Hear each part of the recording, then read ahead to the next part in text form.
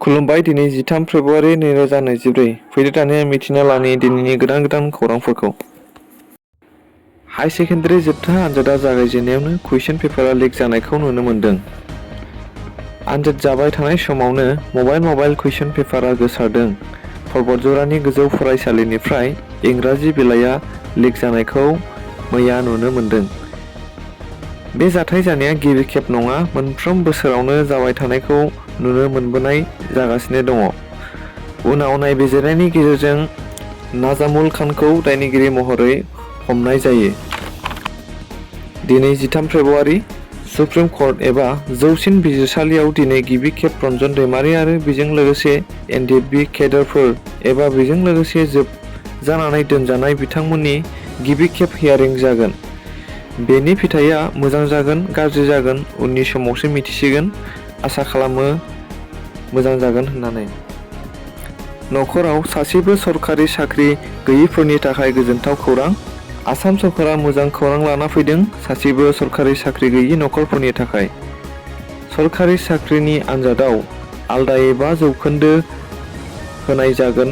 अदेबानि गासै 100 नाम्बाराव 5 नाम्बारखौ सरकारनिफ्राय होनाय जागोन होननानै फोरमायदों। बे बिथांखिखौ लानाय जादों जाहाथे आसामनि गासैबो सुबुङानो रांखान्थिनि बेलायाव गोदोना थाया, बिनि थाखाय बे आयदाखौ लानाय जादों। बे खामानिखौ फैगौ साख्रिनि आनजादनिफ्रायनो जागायजेननाय जासिगोन होननानैबो फोरमायदों। आसाम बाजेट 2024-25 खौ थिसननाय जाबाय। गासै 2.9 लाख क्रर राङारि बाजेट थिसननाय जाबाय। बेनिनो फरायसाफोरनो 10 लाख रां, हिनजावसाफोरनो आसाम सरकारा मुख्यमन्त्री निजुत मयना 240 क्रर बाजेट थिसननाय जाबाय। बेखौ हिनजावसाफोरा फरायसालियाव एडमिसन लानायाव राङारि हेफाजाब मोनगोन।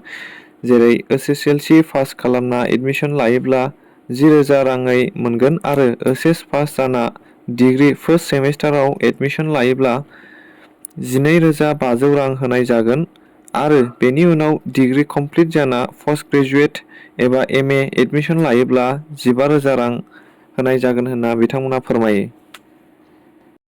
नोंथांमोना भिडिअखौ नायनानै मोजां मोनदोंब्ला लाइक, शेयार आरो कमेन्ट खालामना होदो। दिनैनि मिथिनो गोनां खौरांफोरा एसेनोसै। गोजोन्थों।